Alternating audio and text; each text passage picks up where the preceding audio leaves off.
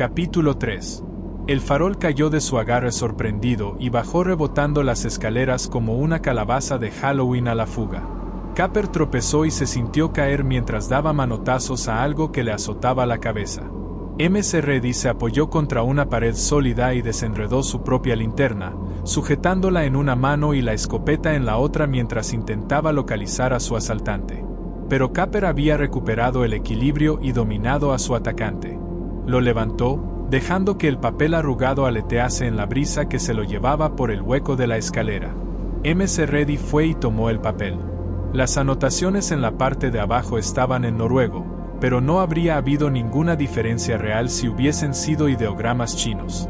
Noruego del mes, Doc. Inofensivo.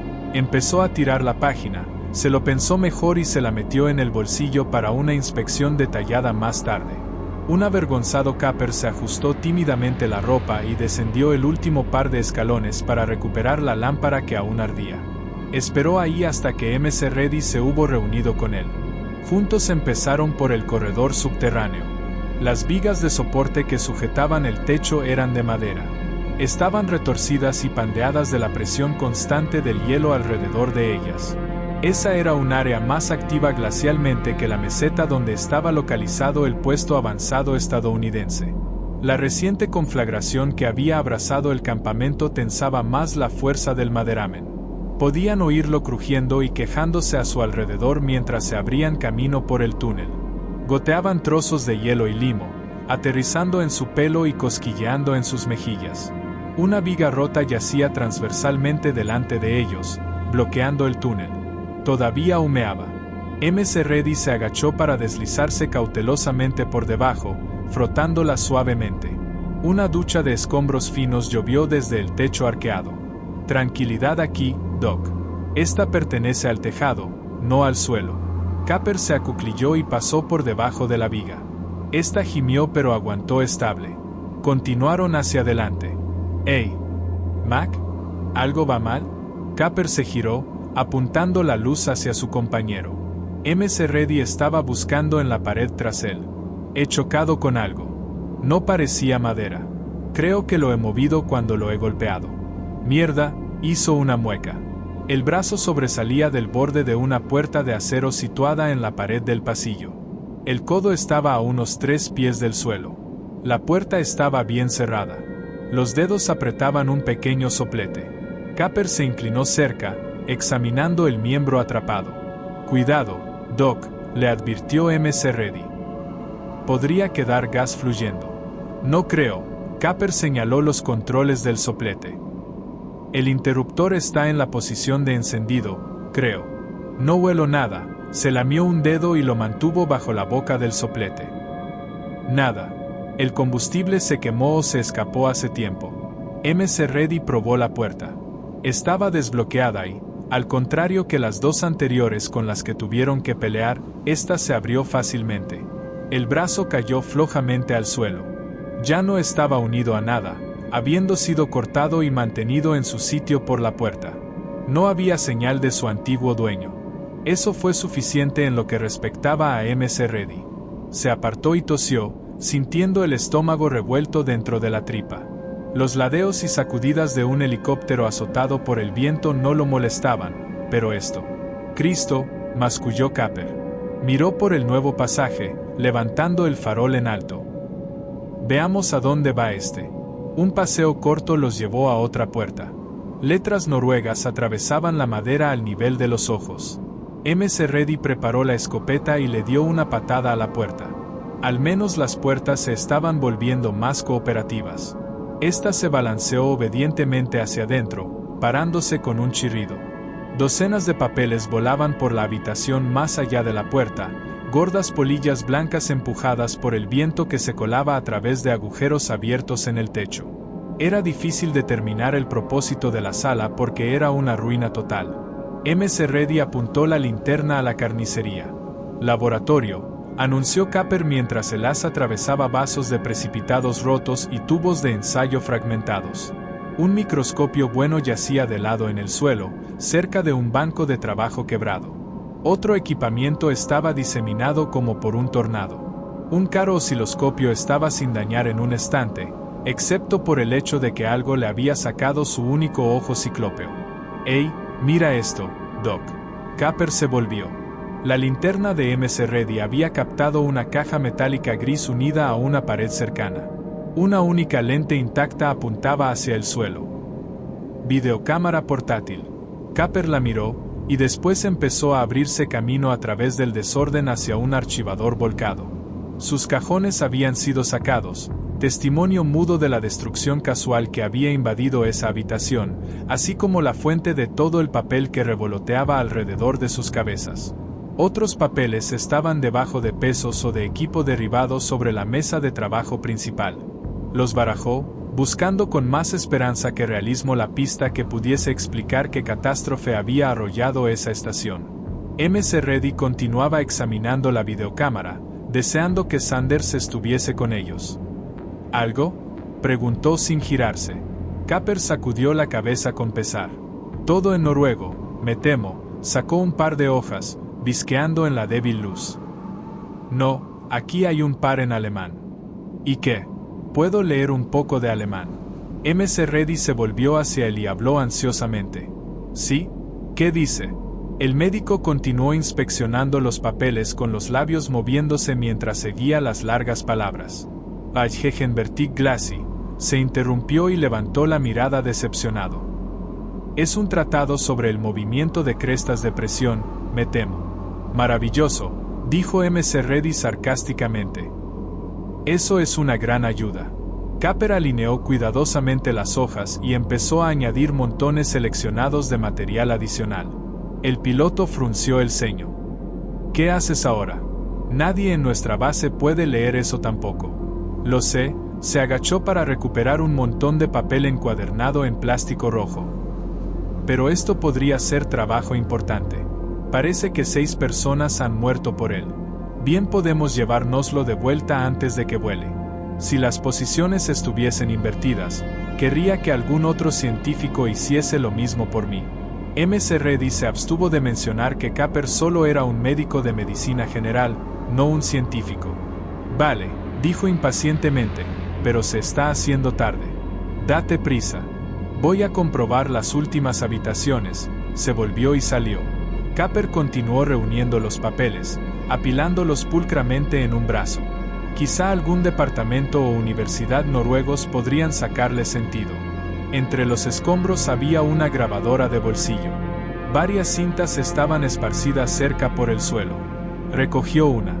Estaba etiquetada a mano. A menos que fuese parte de la colección privada de alguien, eso significaba que probablemente contenía notas científicas y no música pregrabada. Algo tras él. Se dio la vuelta. No, nada. Tranquilo, Capper, se dijo. Este sitio es demasiado frío hasta para los fantasmas. Metió una de las cintas en la grabadora e intentó manipular los controles. MC Ready se abrió camino a otra habitación y fue recibido con una ducha de astillas y hielo quebrado. Refunfuñando, se quitó los restos del anorak y enfocó la linterna hacia arriba. Aquí también el techo era un desastre. Bajó la luz y empezó a inspeccionar el interior. Capper encontró el botón de reproducción. Una voz noruega distraída hablaba monótona en pedantes tonos sin emoción. Rebobinó el instrumento hacia adelante. La voz era la misma, y también el patrón. Un grito distante rompió su concentración. MC Ready. Capper, ven aquí. ¿Y ahora qué?, se preguntó. Había encontrado al dueño del brazo que habían hallado en el otro pasillo, quizá. Apagó la grabadora y salió corriendo de la habitación. MC Ready no había ido lejos. Capper tuvo que apretar su masa más grande a través de la apertura estrecha que llevaba a la siguiente estancia y sacó más de la pequeña avalancha sucia que había saludado la entrada inicial del piloto. Cuidado, le advirtió MC Ready con un gesto hacia el techo. Este está a punto de hundirse. El médico se golpeó los escombros de los brazos y caminó para unirse a su compañero. MC Ready estaba junto a un enorme bloque de hielo. Una mirada mostraba que no había caído del techo. Capper no era geólogo, pero había ayudado a Norris lo bastante a menudo para saber que esa masa estaba compuesta de hielo antiguo, no material de superficie recién formado. Automáticamente, su mente metódica hizo aproximaciones. El bloque era de unos 15 pies de largo y 6 de ancho, quizá 4 de alto. Yacía en el suelo, demasiado inmenso para descansar sobre cualquier mesa.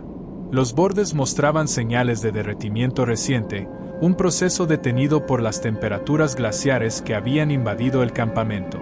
Aparte de su tamaño, era corriente. Bloque de hielo, le dijo a MC Ready. ¿Y qué?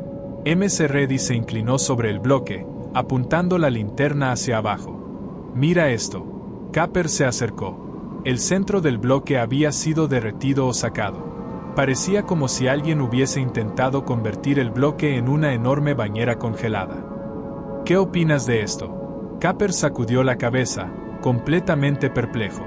Esto me choca endemoniadamente, Mac. La glaciología no es mi especialidad. ¿Algo más aquí? Aún no lo sé. Esto me llamó la atención inmediatamente. Se apartó del bloque, buscando con la linterna hasta que captó un gran armario de metal de pie contra una pared.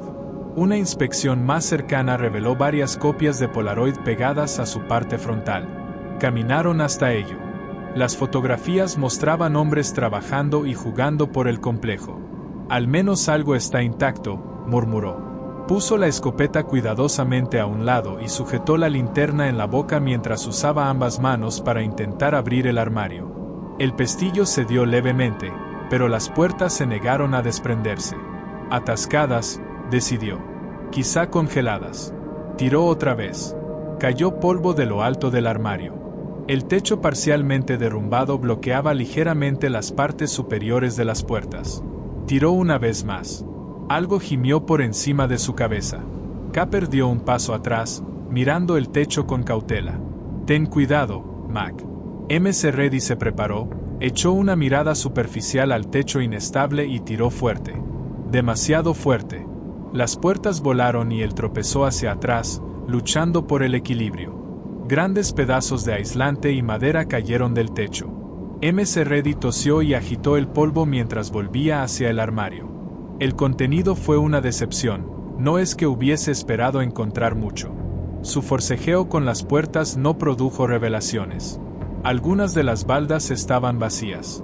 Otras soportaban pequeños instrumentos científicos, varias calculadoras programables, bastidores de diapositivas, algunos vasos de precipitados intactos y algunos tubos de cristal. Su linterna se enfocó en una gran fotografía pegada al interior de una puerta. 5 hombres llenaban la imagen. Estaban tomados del brazo, todos sonrisas, sosteniendo vasos levantados en un brindis mutuo. Era un plano exterior, tomado en algún lugar fuera del campamento. Enfrente de ellos, sobre la nieve, yacía el bloque de hielo. La foto lo hacía parecer más grande. Quizá algo de ello se había fundido en el trayecto, decidió MC Ready. Estaba obviamente dispuesto para el beneficio de la cámara, aunque no podía decidir mirando a la foto si los hombres brindaban por eso o unos con otros. Miró por encima del hombro el bloque de hielo, otra vez la foto, y después el hielo otra vez. No había duda en su mente de que el bloque en la imagen y el que descansaba a 5 pies eran el mismo. Las dimensiones del de la imagen podían ser ligeramente más grandes, pero las proporciones eran idénticas. Despegó la foto con cuidado y la deslizó en un bolsillo del abrigo, y después volvió a cerrar las puertas del armario. Cuando lo hizo, cayeron más escombros del techo, madera, yeso, aislante de fibra de vidrio, y algo más. Algo frío pero todavía blando. MC Ready gritó, Capper jadeó. Al cadáver le faltaba un brazo, pero todavía era lo suficientemente pesado para derribar a MC Ready.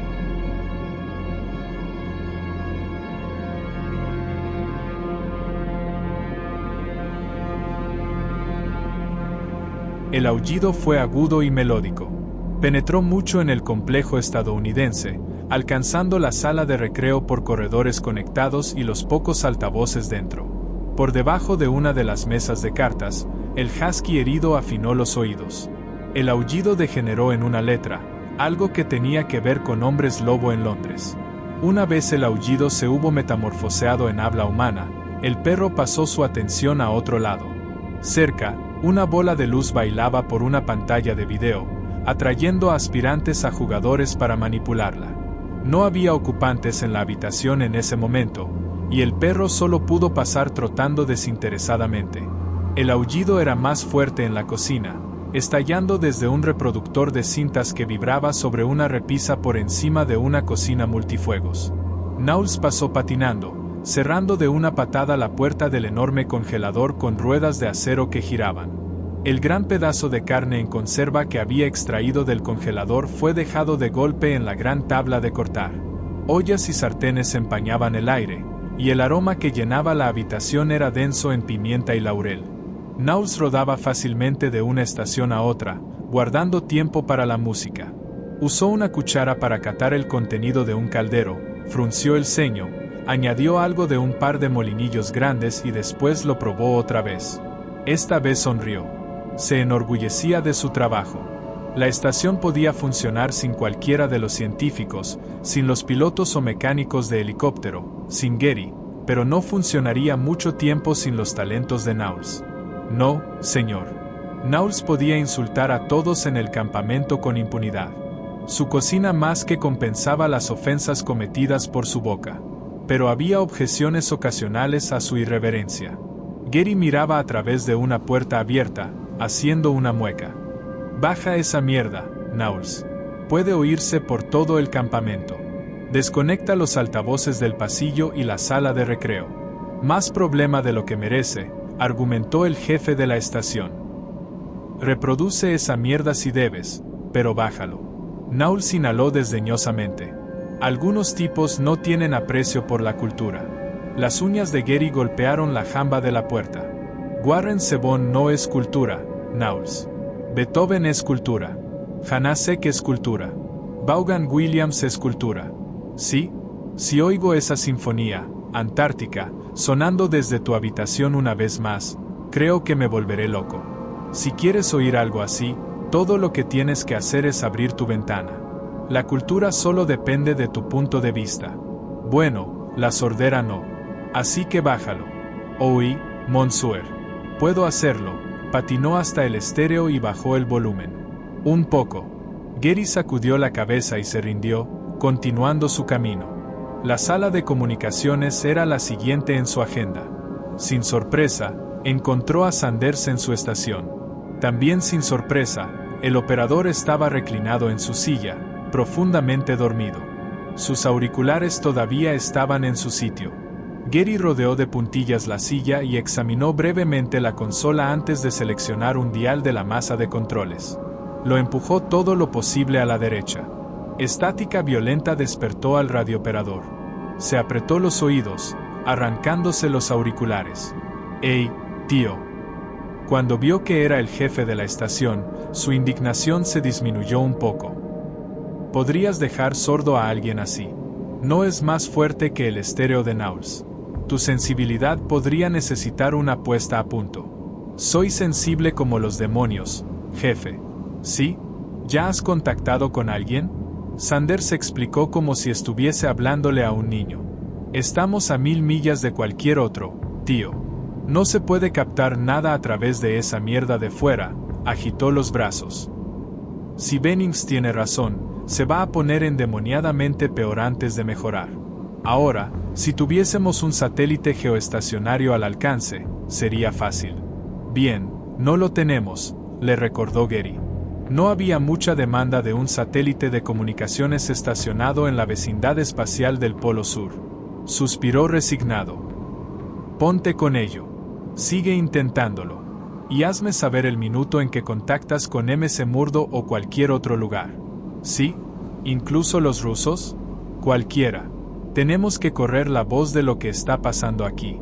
Todos los cubículos individuales para vivir estaban enfrente del mismo corredor, un pasaje más amplio que la mayoría en el complejo. El husky trotaba curioso por el pasillo vacío, con la lengua colgando perezosamente de la boca. Una sola puerta estaba abierta a su izquierda. El perro se detuvo y miró dentro. La luz era tenue y había sonidos de frufru. El animal miró casualmente atrás al pasillo. Seguía vacío. Lo mismo que la pasarela por delante. Se volvió y entró en la habitación. Una voz indistinta lo saludó, sorprendida. «Hola, chico».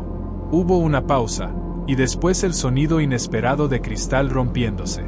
Sonidos apagados se emitieron desde la habitación, como si alguien estuviese peleando. La puerta fue cerrada de un portazo. Entonces hubo silencio en el corredor otra vez. Fuchs era certificable. La mayoría de los demás habrían dado fe de ello. El biólogo ayudante era sensible, inquieto, simpático y modesto. Pero certificable. Porque nadie sale a correr en la tarde antártica. Uno corre en Los Ángeles a pesar de la niebla, en las montañas alrededor de Denver a pesar de la altitud, a lo largo de la playa al sur de Miami, incluso en el Parque Central de Nueva York. Pero uno no corre en la Antártida. Bien, Fuchs había corrido toda su vida adulta, y maldita sea si un poco de tiempo inclemente iba a hacerle romper la rutina de una vida. Así que cada mañana antes de empezar el trabajo se abrigaría, se pondría gafas de nieve y correría alrededor del campamento, usando las cuerdas de guía donde estuviesen disponibles, manteniendo la vista de un punto de referencia conocido donde no lo estuviesen. Gary había pensado en prohibir la práctica, pero Fuchs era firme, y el jefe de la estación fue forzado a admitir que no había nada en los reglamentos prohibiéndola. «Me despierta», continuaba insistiendo Fuchs a pesar de los silbidos burlones de sus compañeros. «Hace que la sangre circule a todas partes excepto al cerebro», había bromeado Palmer. Gary no pudo atreverse a ordenarle al biólogo dejarlo. Había bastante poco entretenimiento en el campamento. Si Fuchs quería entretenerse intentando morir congelado cada mañana, era su prerrogativa. La única concesión a la realidad que hacía el biólogo ayudante era la sustitución de botas de invierno por sus zapatillas de correr. Ralentizaba su paso, si no su entusiasmo. Se detuvo resollando, con su respiración helándose delante de su cara. Se elevaba aire caliente desde un tubo de ventilación cercano. Estaba encima de la cocina. La mayoría de las estructuras permanentes del campamento estaba enterrada por debajo de la nieve cambiante, cortada en el terreno helado y fuera del alcance succionador de calor del viento constante. Unas escaleras llevaban abajo a casa. Fuchs abrió una entrada del techo, miró alrededor y después escalera abajo. El pasillo estaba vacío, nadie observaba. Asumió una actitud de mando. «Sumérgete, sumérgete», murmuró, haciendo sonidos como de bocina, y empezó a bajar rápidamente la escalera de mano, cerrando la trampilla tras él. Corrió por el pasillo hacia el complejo central. A su derecha vio a Clark saliendo de uno de los cuartos de suministros, haciendo rodar una carretilla llena de lo que parecían guijarros marrones. El adiestrador de perros saludó alegremente al biólogo, arrastrando comida seca a su paso. La perrera subterránea estaba cerca. Mientras Fuchs se alejaba en la distancia, Clark abrió la puerta de la perrera. Cuando hizo rodar la carretilla adentro, 7 perros de trineo empezaron a saltarle a las piernas y sobre la carga, pateando comida seca en todas direcciones. Gañeron y ladraron ansiosamente. Los perros de trineo tenían malos modales en la mesa, reflexionó. Se mordían unos a otros en los costados y las patas, no para herir sino para restablecer roles de dominio antes de atiborrarse. A veces Knowles le daría a Clark residuos de la cocina para mezclar con la comida seca. Entonces las cosas se ponían realmente ruidosas en la perrera. «Calma, calma», les gritó. «Señor, qué puñado de sabuesos». Los inspeccionó mientras se ponían a comer, asegurándose de que no había señales de infección o enfermedad, comprobando sus dientes por roturas o placa acumulada. Los hombres con los que trabajaba estaban bien, pero sus perros eran mejores.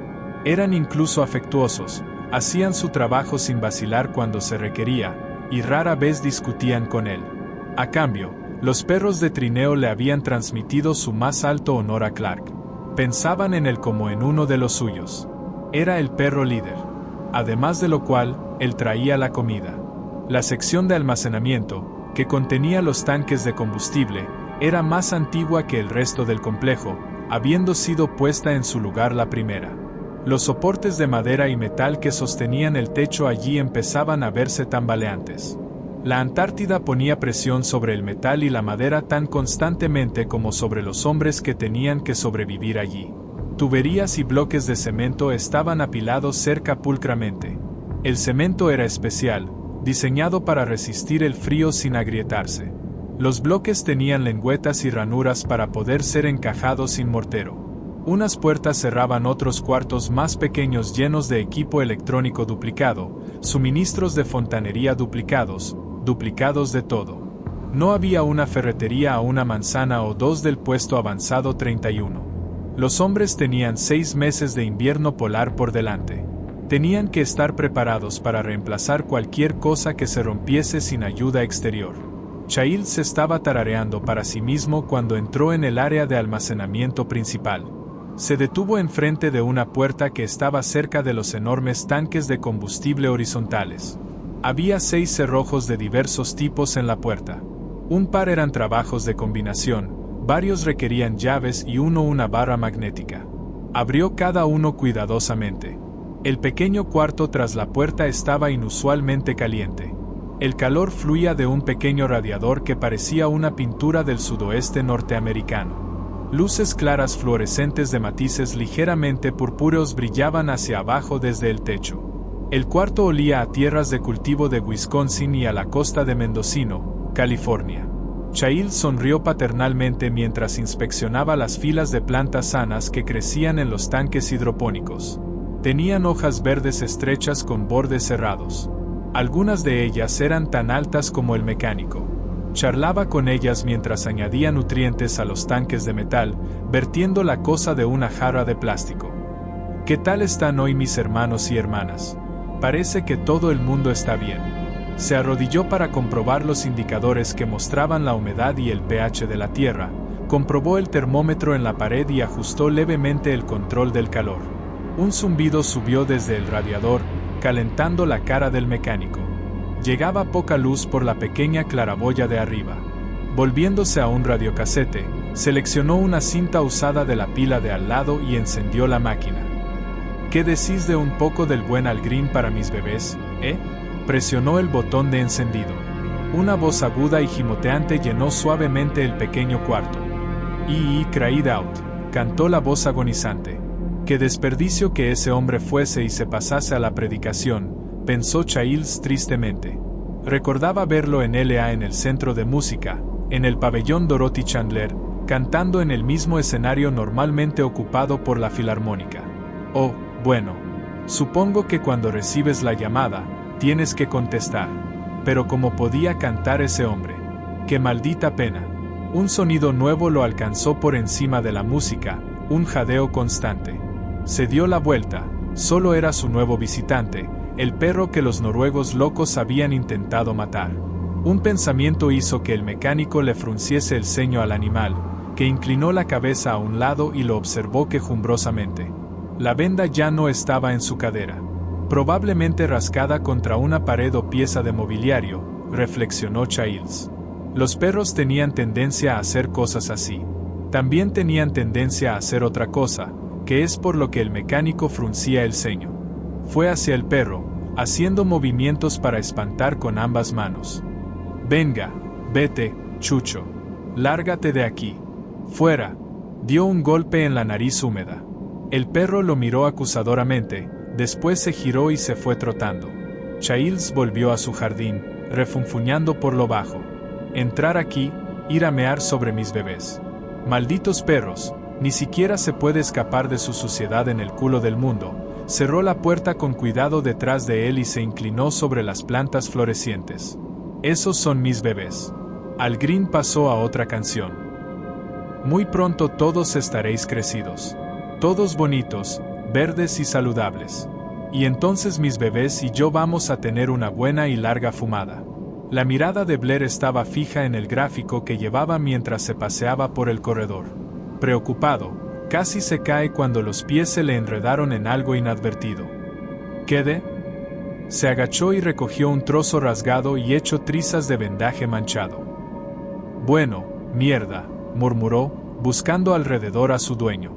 Pero al husky no se le veía por ningún lado. Tengo que mencionárselo a Clark, pensó mientras reanudaba su marcha. El perro sangrará por todas partes. No debería preocuparme demasiado, sin embargo. No era probable que la herida expuesta atrajese infección. Los gérmenes no duraban mucho dentro del complejo, y aquellos que se pegaban a los hombres morían rápidamente una vez expuestos al exterior. La Antártida era un lugar difícil para ponerse enfermo, siempre que uno tuviese cuidado de no enfriarse. El generador gimoteaba continuamente en el nivel inferior, manteniendo a hombres y equipo en estado de funcionamiento, combatiendo el frío constante con luz y calor. Palmer estaba examinando sus mecanismos de movimiento, intentando localizar posibles puntos de avería antes de tiempo. Mantenimiento normal.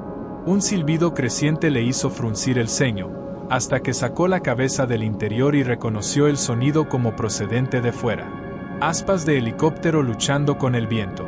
Un fuerte estrépito sonó muy cerca. Destornilladores y sondas se derramaron por el suelo cuando la caja de herramientas golpeó contra las tablas. El Husky había saltado sobre la mesa de trabajo de Palmer y había volcado la caja. El perro se quedó jadeando encima de la mesa, intentando mirar por la estrecha ventana justo por debajo del techo, con las arpas delanteras apoyadas en el pequeño alféizar. Palmer maldijo suavemente y se puso de pie, y empezó a recoger sus herramientas, volviendo a colocarlas en la caja. Chilló hacia la puerta abierta. «Hey, Clark. ¿Meterás en la perrera a este maldito perro? Si está tan sano como para saltar sobre las mesas, está endemoniadamente claro que está tan sano como para unirse a sus primos». Cuando no llegó ninguna respuesta, recogió una llave inglesa y empezó a golpear contra una tubería que corría hacia la perrera. «Hey, Clark». El perro lo ignoró, tocando la ventana mientras miraba fuera al helicóptero que llegaba. El helicóptero se balanceó inestable en el viento, finalmente asentándose en la plataforma cerca de su compañero y la excavadora. Childs y Sanders lo estaban esperando. En cuanto el continuo taca-taca de los rotores se hubo reducido lo suficiente, fueron corriendo hacia la nave y se inclinaron contra el viento, arrastrando cables de retención tras ellos. Childs encajó un gancho en el acoplamiento soldado a la cola del helicóptero, mientras Sanders hacía lo mismo cerca de la cabina. MC Reddy salió deprisa, ayudándolos. «¿Qué habéis encontrado?», le bramó Childs a través del vendaval. El viento se estaba levantando otra vez. Mordía las mejillas expuestas del mecánico. MC Reddy pareció no oírlo. Childs encajó otro cable de retención, sujetándolo al costado del helicóptero. Silbó en el viento mientras él se acercaba más al piloto. «Hey, Mac. Te he preguntado qué», se interrumpió cuando MC Reddy se volvió para encararlo. La expresión angustiada del piloto fue de elocuencia suficiente para Childs. Luego, balbuceó MC Reddy. Childs miró a la cara de su amigo y simplemente asintió.